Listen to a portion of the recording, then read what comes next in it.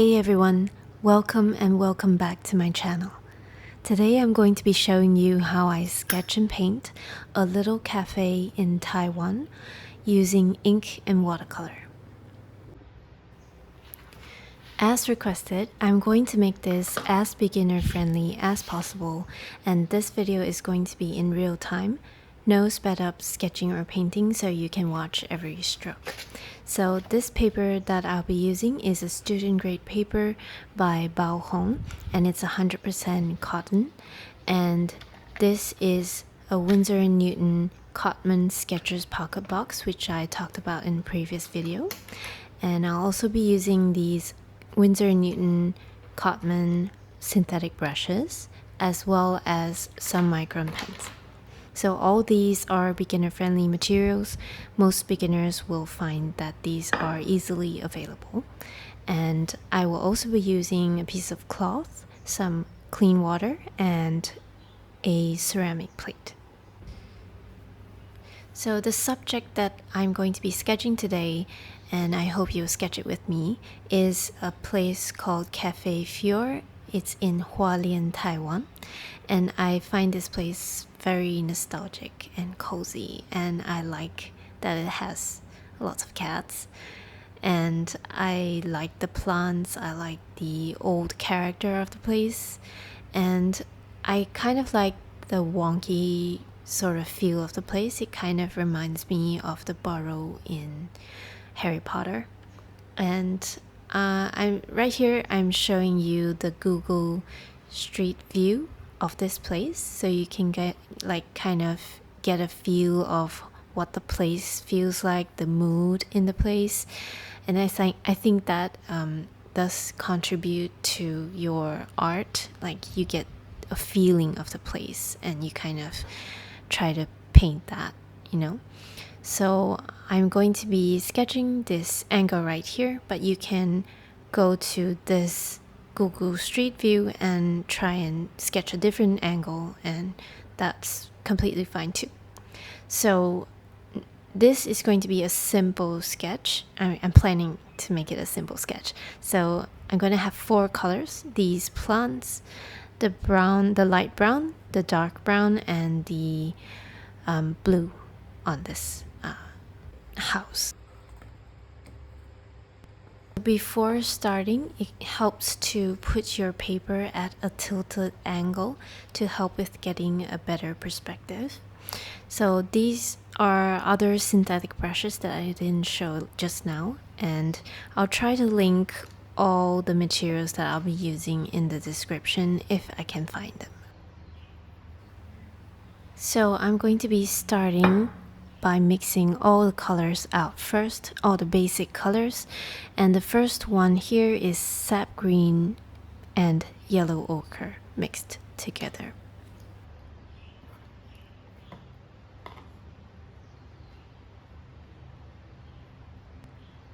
The second color is burnt sienna plus yellow ochre, and I'm really putting a lot of water onto this dried pans, these watercolor pans, and I'm really trying to get a lot of paint out of it, as you can see right here.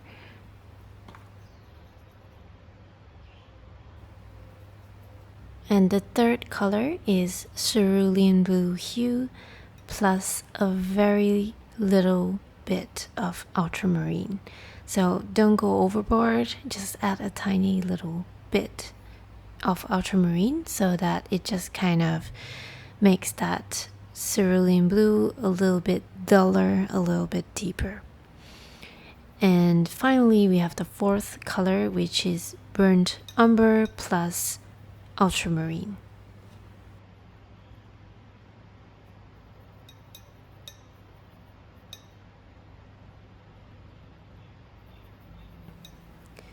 Now I'm just swatching all the 4 colors onto a piece of scrap watercolor paper, just to see how they look like together and see if they actually work well, if they are in harmony with each other, and what it feels like when they are together. So now I'm quite happy with this combination of colors. Now I'm wetting the paper in the center because we're going to do a wet on wet technique, which means the paper is super wet like this. It's glossy and it's moist, but it's not like there's not a big pool of water.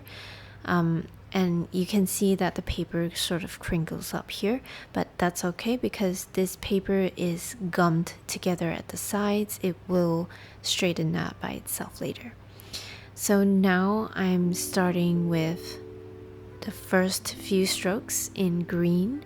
I'm choosing to paint the green first. So right now I'm putting wet paint onto a wet surface so that paint will spread out into the wet areas, and you need to be quite fast with this stage because that wet surface will dry. I mean, it depends on your weather in where you are, but for me it dries very fast, especially when it's very hot here. So try to be quick, don't think too much, just put down some strokes and remember not to use too much water on your brush. So dab off that excess water from your paintbrush onto the cloth using your cloth. Right now I'm adding a darker green on the left sides of these bushes and trees. So that dark green was mixed using ultramarine and the green that we had before. So just use a dark blue, and it will darken up that green that light green that you have. And so I'm just adding in some of that shadow.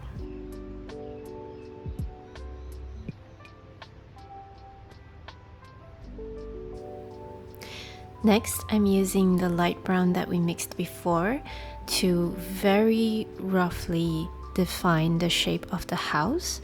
And also I'm adding some color to the bottom. That is where the pots will be. And for this kind of painting, we are trying to do a loose sketch. So try not to fuss over each area. Just put down paint to paper and try to follow the reference and sort of identify the shapes and the location of each shape. It doesn't have to be perfect. Just try to get the shape similar to what you see in the reference.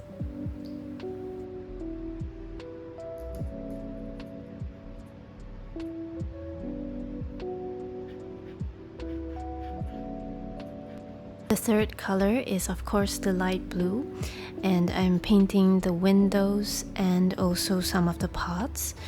So I'm trying to distribute each of the colors and not concentrate one color to only one area. So I have some blue at the bottom, I also have some blue at the top, and that kind of balances out the painting and makes it look more natural.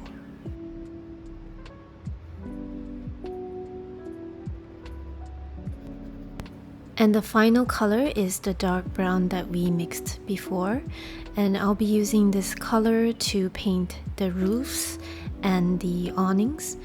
And I will be using a sharp synthetic pointed brush, and this synthetic brush is very cheap brush, very affordable, okay, and it does not hold a lot of water. And I'm using more paint and less water for this part. So if you use too much water, those lines that you're trying to paint may spread out too much, so it'll become a patch of paint instead of a line. So try not to use too much water.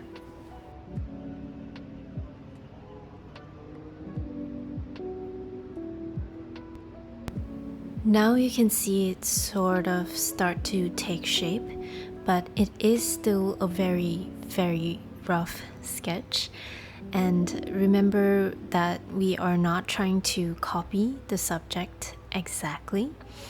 Think of it as just trying to capture the essence of the subject.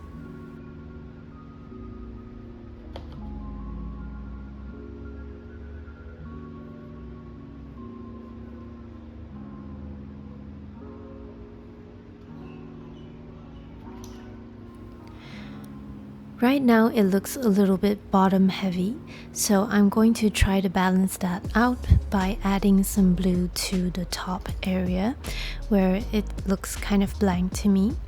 And that blue can indicate either the sky or the buildings.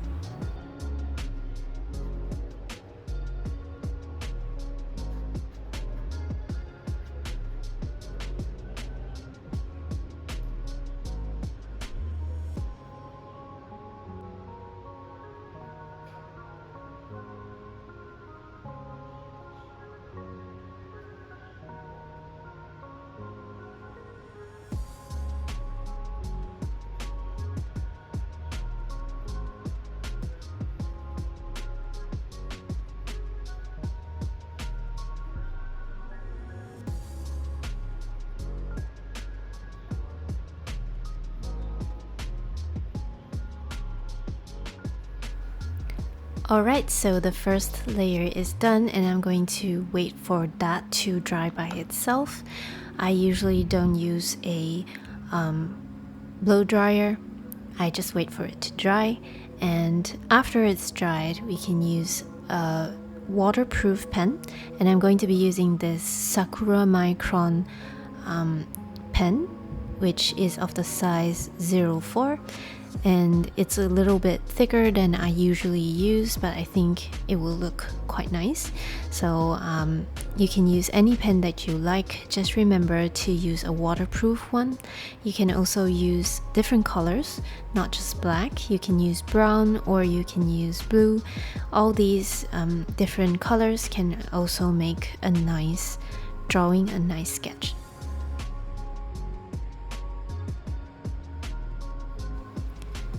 So I'm starting here by drawing the door and this corner of the house first, and that first stroke is actually the hardest for me, and part of the reason that I like doing a light wash of watercolor first is that it takes away that fear of starting on a white blank piece of paper. If I sketch freehand like this, I usually feel very scared to put down that first stroke, but because I have that rough sketch in watercolor already, so I can kind of see where the lines should be, and you don't have to follow the watercolor shapes exactly. You can adjust with your lines. So you can see that I am drawing some of these lines a few times, like layering it on, because the first line maybe it was a little bit too it was slanting the wrong way, or it was slightly off, so I draw another line on the side to kind of correct that. And this is also how you can correct like sizing problems or angle problems.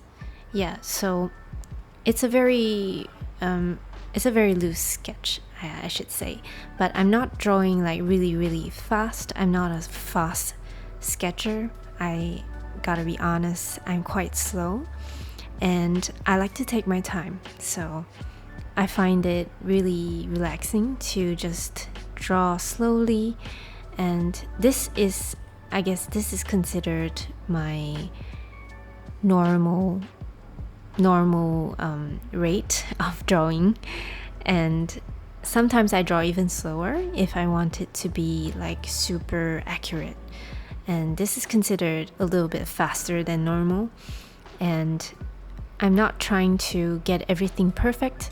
I'm drawing some of these lines a little bit slanting, a bit wonky and crooked, and I'm breaking up the lines as well.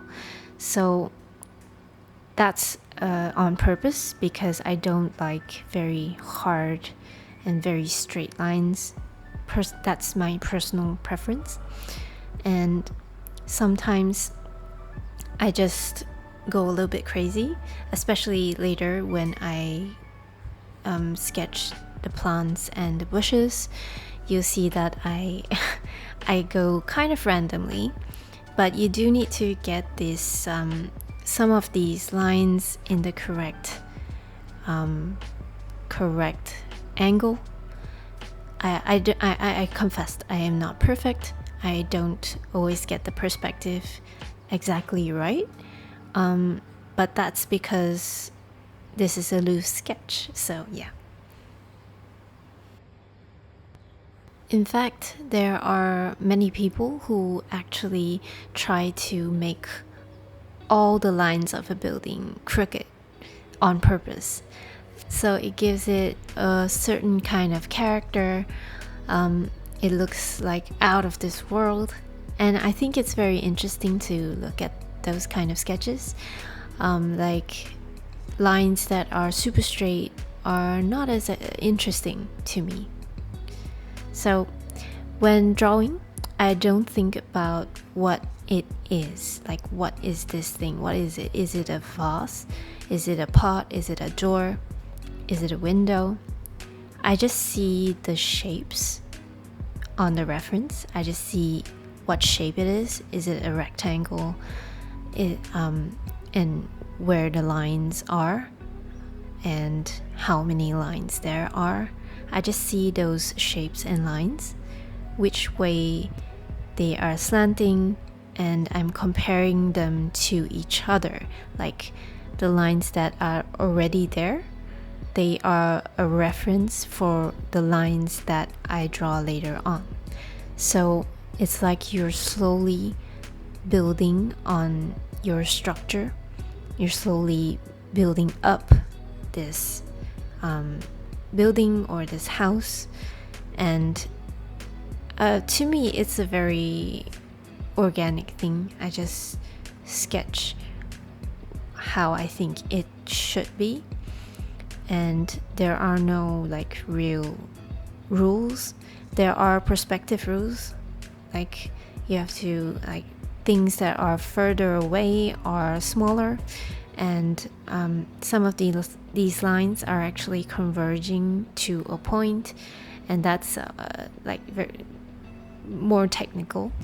But for this sketch, we're just going to like go crazy. We're just going to be loose. We're not going to care too much about those things. We're just going to make something that looks nice, that feels like the photo, that any way that you want it to feel is fine.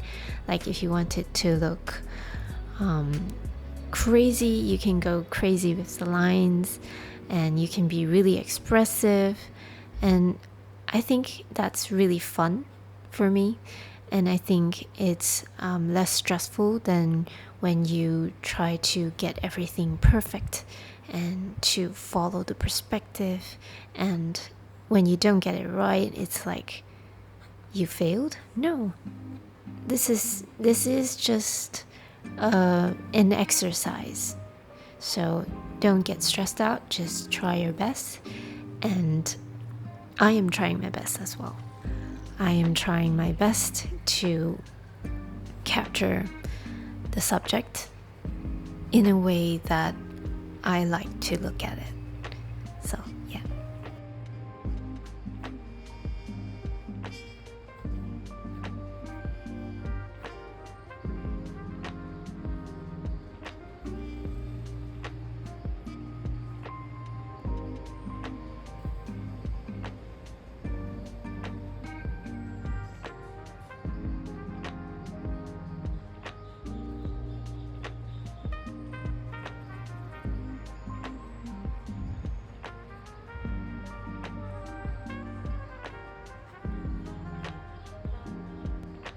As you can see, for the plants, for the bushes and the trees, you can do all sorts of lines. You can do like very angular lines, sporadic lines, like random lines, or you can do like these little curved lines.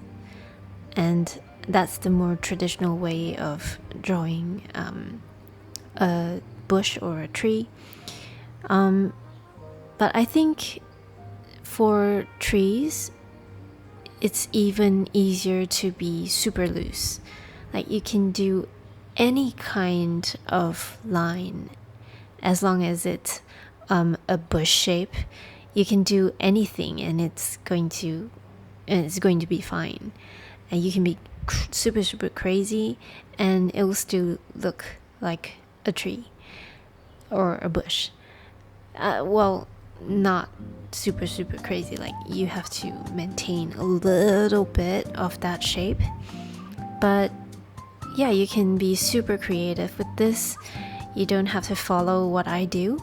If you don't like it, you can just try out different combinations of lines and just have fun.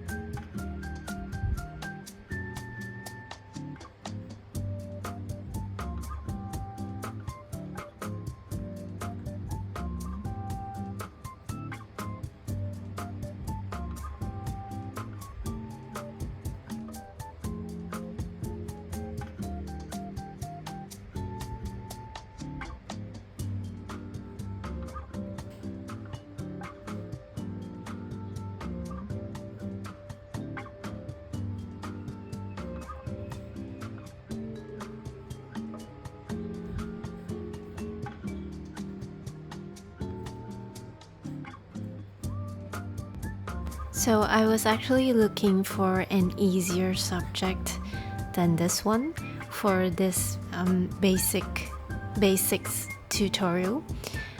Maybe you thought also that it looks quite difficult, but because this cafe is a little wonky and there's lots of plants, I think there are plenty of opportunities to let loose and just sketch. Don't worry about it being perfect, and we just want it to be expressive and as crooked as you like. And I think sometimes we want permission to draw however we like to draw, and I think it's okay to draw something imperfect, to express yourself any way that you like.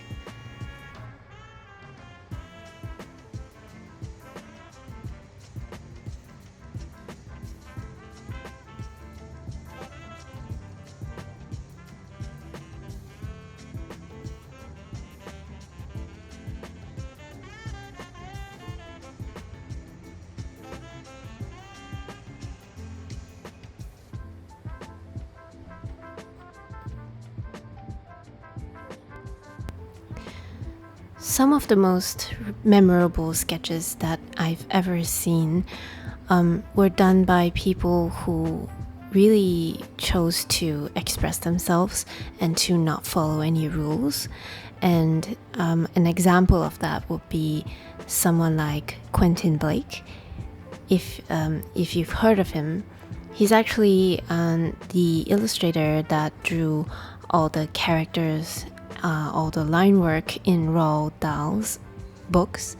And I think a lot of people really remember those drawings, even though they were less than perfect.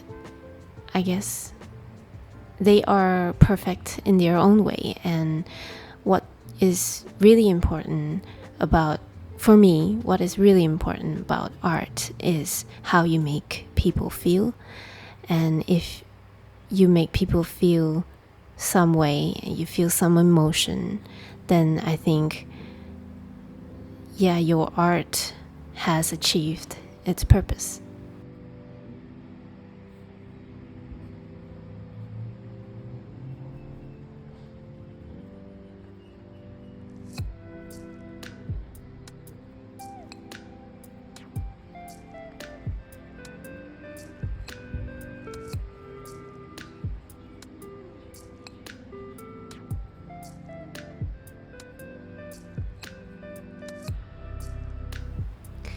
As I mentioned before in the beginning of this video, this is a real-time sketching video, and so it's quite a long video. It's a 1 hour plus video, and I'm doing this because I put out a poll, and so many people voted for having a real-time 1 hour long video. I was quite surprised by that vote. Like over 74% of people voted for a real-time video, and I hope it's not too boring. I hope you are learning something and you're enjoying it. And actually, this sketch is not the easiest or the simplest of sketches, but I was trying to find something that is fun. I think it is important to draw something that you are passionate about, something that when you look at it, you feel excited. And this subject was something that gave me that feeling like, okay, I want to sketch this. So when you're thinking of sketching something, make sure you like the subject, and it will come out, most of the time it will come out good. If you don't like the subject, well, it will show. I think it does. Anyway, I might do another video and sketch for like a limited time, like maybe 20 to 30 minutes, and sort of limiting the time that I can sketch. I think that result will be quite different from this result. It will be, I think I probably will have much crazier lines. Like when I draw in a rush, everything just goes a bit crazy. So this sketch, like I mentioned, is not a rushed, really fast sketch. It's at a relaxed pace, so you can take your time drawing. And I think it is a luxury to be able to have time to draw. And anyway, 1 hour in a day is, I think it's doable for most people. Sometimes if you're really busy, you can kind of draw a little bit and then come back to it again when you're not so busy, and then continue drawing, and that's totally fine as well. Anyway, I might do another tutorial where I do like a limited time sketch, and yeah, that will be pretty cool, pretty exciting.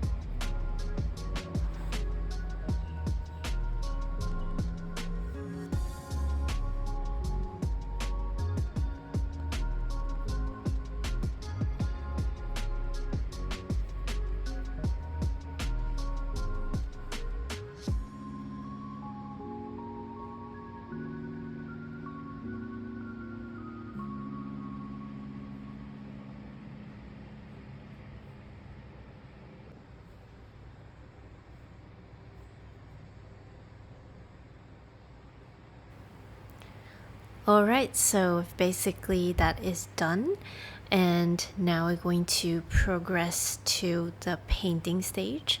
And just remember that the light is coming from the right side, and so try to get the left of this building in shadow so that you create a bit more of a 3D feel. So I'm just going to start with the greens, and I'm just using the same colors for this second layer. And for the greens, try to leave some of that areas on the right side a little bit brighter. So don't paint it. Leave it unpainted so that the light green kind of shows through and it feels like there are leaves in the light. And try not to cover up all of the first layer.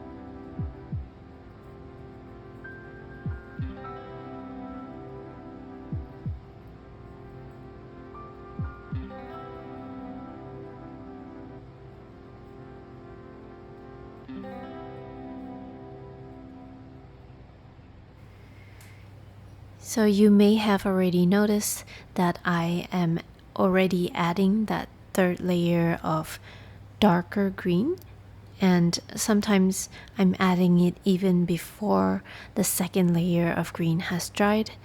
And try to be careful with this third darker layer of green as well. Try to not go overboard and only add it in certain areas, and try to get it mostly on the left lower portion so that it gives that illusion that there is light shining from the top right.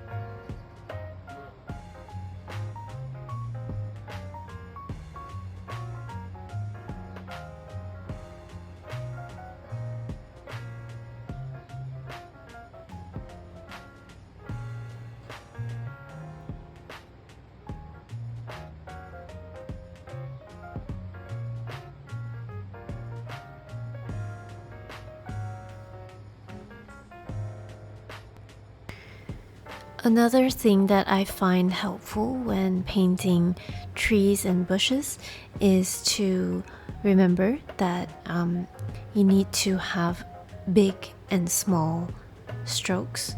Like sometimes you have to have bigger leaves and sometimes you need smaller leaves. You have to vary up your strokes so that it doesn't look too uniform.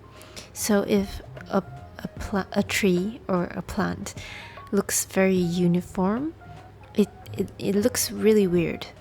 It will look like a very neat tree, and maybe it works for some people, but I think it looks better when you vary up your strokes, you vary up your direction of your strokes as well. So you can achieve this by either pressing harder and lighter on your brush to create these variations, or you can use different sized brushes. And I mostly just use synthetic brushes, not fancy at all. These are just normal synthetic brushes. Right now this one is the Winsor & Newton Cotman brush, whilst the one that I was using before, the yellow one, it's actually a synthetic brush as well. It's a nylon hair and it's very, very soft. So, and yeah, you see this one, the red handle one, is also a nylon hair synthetic brush, and it's very soft. The bristles are really soft, and it's very absorbent. So it's very easy to paint with this brush because you can hold a lot of paint and hold a lot of water, and you can also create many different sizes and shapes of strokes, and I find it easy to paint with this. And it's kind of like a mop brush. I am not sure if I can find it on Amazon, but it is a brush that's made in China, and the brand is on the brush. The brush has a brand. It is called Aishake, but I am not sure if we can find it on Amazon. And if you live in Asia, most likely you will be able to find this brush because it is made in China, right? But if you live in like the US or the UK, you might not be able to find this brush. But don't worry, you can use like a bigger brush or a mop brush. So just try to find something that's similar, and don't worry if you can't find this. But I will try to find it if I can. And I will put it in the description, and I will try to link everything else that I'm using in the description below. Here I'm painting the wood color, and I'm basically I'm just using the same colors that we already mixed before. It's simple. I'm not being really complicated. I'm just actually adding the second layer and the third layer together, and I'm not being super accurate. I am also leaving certain areas unpainted so that the first layer shows through in certain areas. So this is a stylistic thing. I like doing that because I like how it looks, and sometimes it sort of feels like it's a highlight, or it gives the walls and the wood some variation.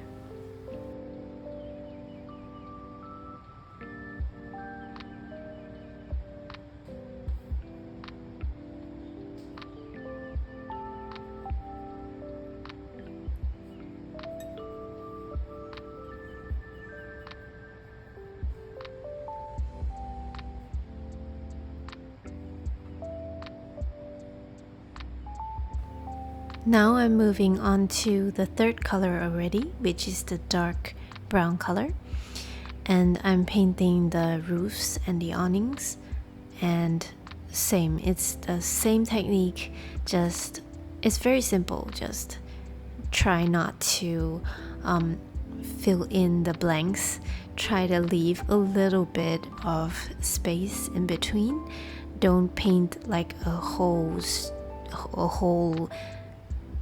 stretch, a whole shape in a single color in one tone, because in nature, in real life, that does not usually happen.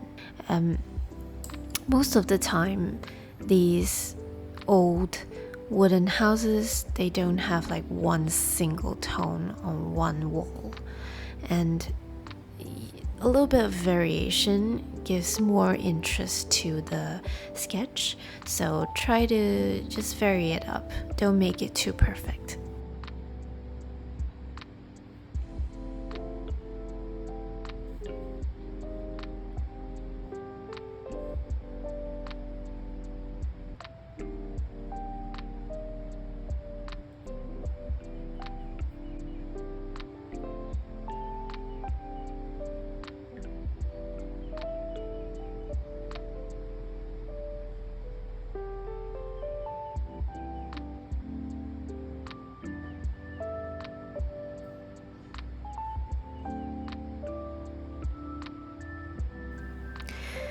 So if you are a beginner and you're not familiar with watercolors and materials, what I would recommend is the most important thing is to use good watercolor paper.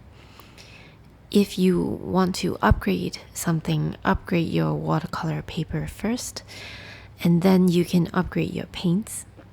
And I think in terms of brushes, it's okay to use brushes that are not so fancy.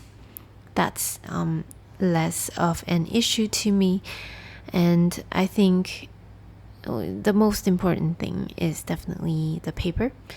This paper here is actually not the greatest, not the best paper, but I think it's decent. It's a decent quality student grade paper.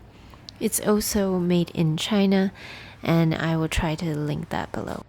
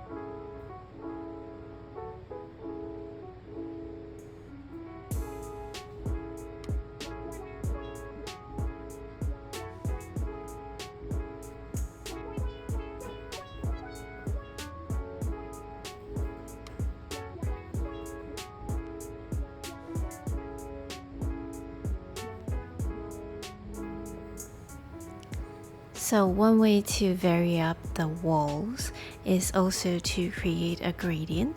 So I did that by first painting the bottom of that wall and then adding water to the top part, and then kind of moving the paint into that water so that it creates a gradient.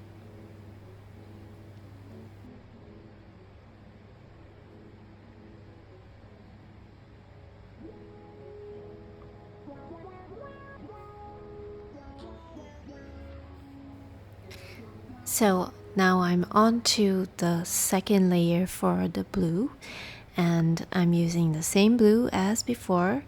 We're keeping it really simple, we're not complicating things, and I'm painting each color like separately. I'm not painting like some green here and then painting the blue and then painting the browns. I'm just painting each color in all the areas that need that color first, and I'm painting 2 layers at once.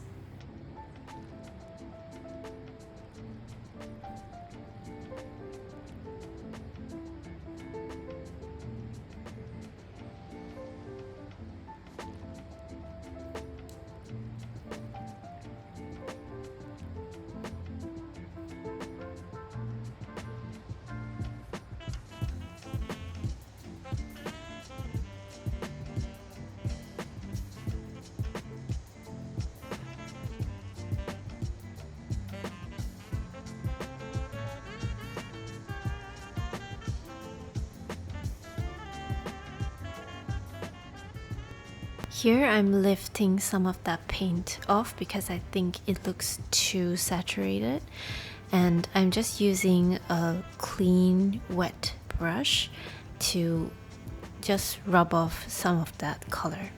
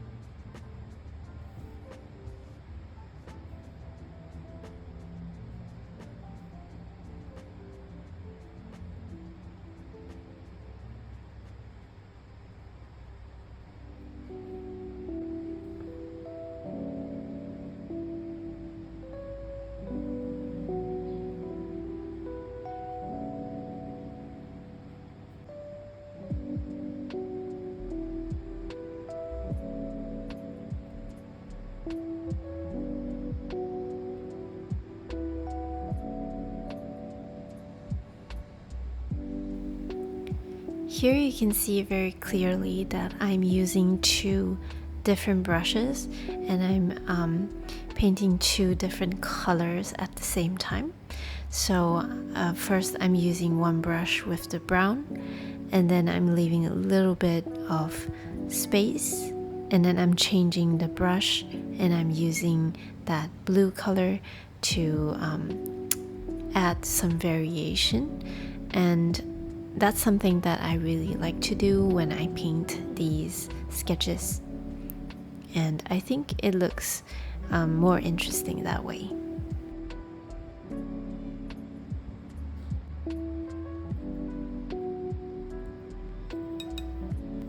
And finally, we're coming to the darkest color, which is ultramarine plus burnt umber. It's actually the same mix as the dark brown, but I'm using more ultramarine. And now we're going to paint all the shadows, and remember that the shadows on the left bottom region are darker, and I'm also going to be painting the windows with this same dark, well, sort of bluish purple color. Yeah, actually I think I should say it is a bluish gray color. So when we paint these shadows, sometimes as a beginner you would think I'm going to use black, but in this Sketchers Pocket Box there is actually no black color. And why is there no black? A lot of times if you use black, like pure black color, it feels very dead, like that black color feels very off. In real life there's actually not a lot of pure black. Like shadows, actually, if you observe closely, shadows have a color to them. Like it may be a little bit blue, or it may be a little bit brown, depending on the sunlight, depending on what subject it is. So I prefer to have my shadows a little bit cooler, which means a little bit bluish. If you prefer the shadows to not be so blue, you can also add some brown. You can add some burnt sienna or burnt umber, more burnt umber to it, and it will look a little bit warmer. So it feels like there's more sun. It's kind of hard to describe it. Yeah, so for the shadows, try not to use pure black or gray. Try to have a little bit of color in it, because that is much more natural. And if you can, try to avoid using black in when you're painting something like this. I know people who use black really well, like of course, like, you know, black and white paintings, ink and watercolor paintings can also be like black and gray, and those are really beautiful as well. But if we're trying to do something that is more natural, it's best to avoid using black.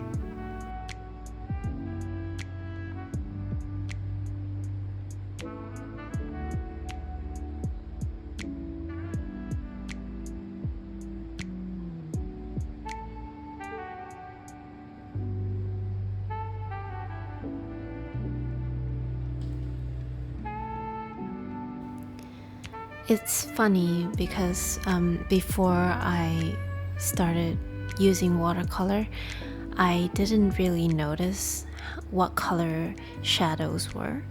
But after I learned watercolors and learned about shadows, I started to really notice the shadows in real life. Like I would notice the shadows on the floor from like a tree, and I would notice like, oh, it's a little bit bluish and it has sort of like a gradient. And I think it's really beautiful that learning to paint with watercolors actually lets you be more aware of your surroundings. And once you open up your eyes, you can really really see things in a different way after you've started to learn about painting with watercolors. So I think that's something really beautiful about this.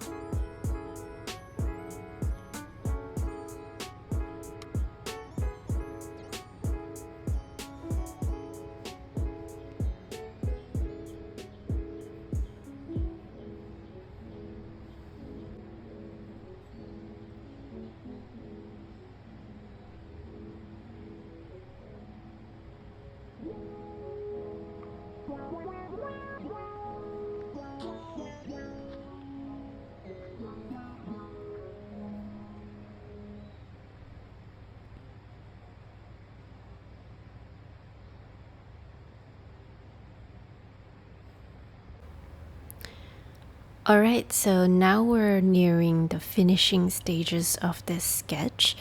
And right now I'm just adding in small little details.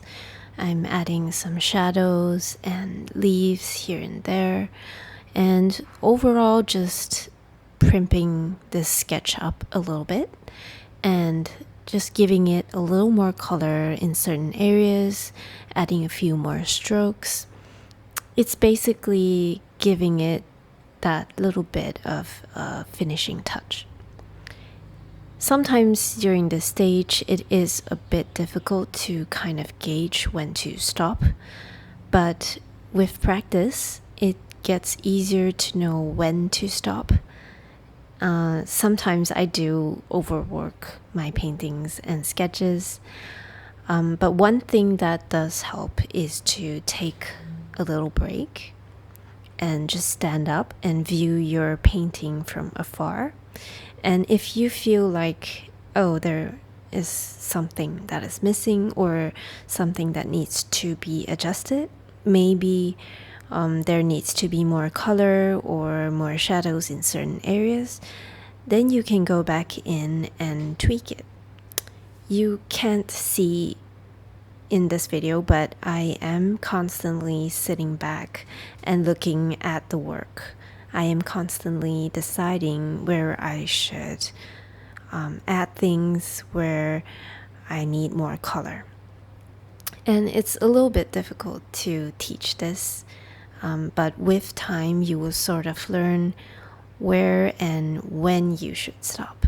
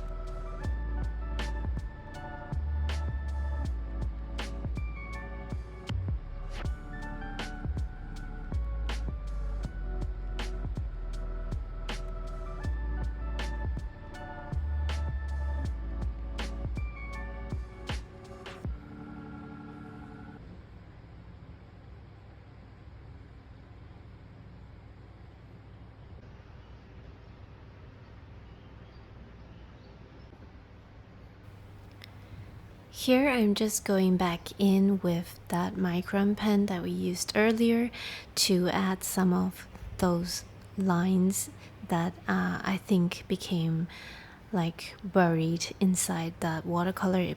It became sort of blurred out. And I'm also darkening some of these lines. And so this is just like really the small finishing touches. Sometimes it takes me a while to really complete something because it's just those very minor touches.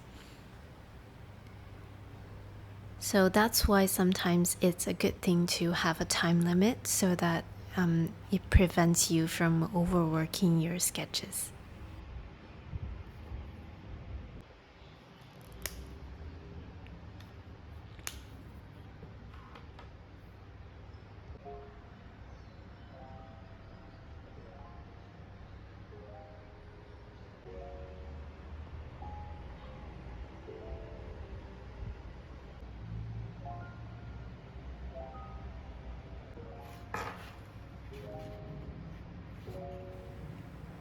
So now I'm just going to cut the paper out of this block, and usually I use a knife that's especially made for it, but I lost it, so I just use a ruler.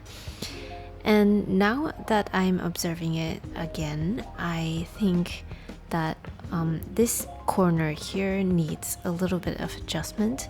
It feels like the perspective is just too much off for me, so the way that I change that angle is just I layer on more lines, and it's just a small adjustment. It doesn't make it perfect, but I just felt like I needed to do that.